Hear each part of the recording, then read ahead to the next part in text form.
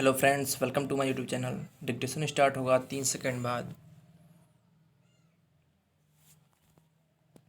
माननीय सदस्यगण, हाल में उत्तर प्रदेश के राज्यपाल ने हिंदी के विकास के बारे में जो विचार प्रकट किए हैं वे अज्ञान के सूचक नहीं, एक साधारण के सूचक हैं।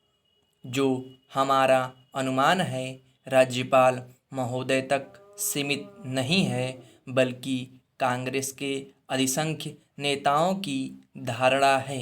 बहुत से इसे स्पष्ट शब्दों में प्रकट नहीं करते, तो इसलिए नहीं कि वे पूर्वाग्रह से मुक्त हैं, बल्कि इसलिए कि इससे राष्ट्रभाषा संबंधी एक व्यापक पाखंड की सुविधाजनक ओट उन्हें मिल जाती है। राज्यपाल महोदय ने इस बात पर बहुत जोर दिया कि हिंदी का विकास अखिल भारतीय दृष्टि से ही होना चाहिए। सुनने में बात बड़ी अच्छी लगती है। यह बात और भी अच्छी है कि इस भाषा का विकास अखिल भारतीय मानव जाति के कल्याण की दृष्टि से ही होना चाहिए।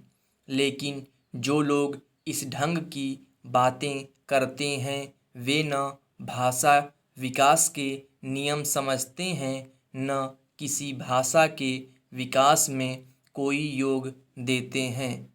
इस तरह के लोगों की कृपा केवल हिंदी पर होती है, क्योंकि हिंदी को संभाव्य राष्ट्रभाषा का नाम देकर इस विचार के सब लोग उस पर मनमानी लाद देना चाहते हैं और इसके स्वाभाविक विकास में रोड़ा अटकाते हैं।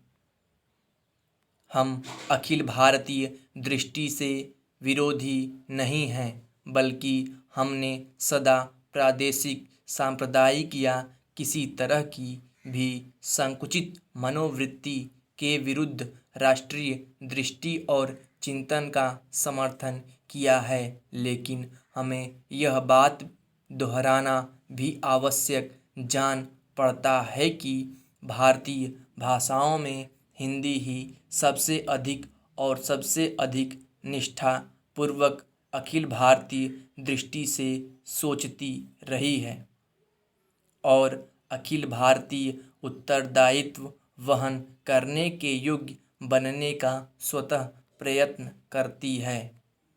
यह इसलिए कि यह मध्य प्रदेश की भाषा की सहज स्वाभाविक प्रवृत्ति और ऐतिहासिक नियति है। केंद्रीय सरकार राज्य सरकारों को राज्य की भाषा के विकास के लिए अनुदान देते हुए यह आशा या मांग करे कि राज्य अपनी भाषा विकास में योग देते हुए एक व्यापक दृष्टि को पनपाने का प्रयत्न करे, तो यह आशा या मांग सही होगी।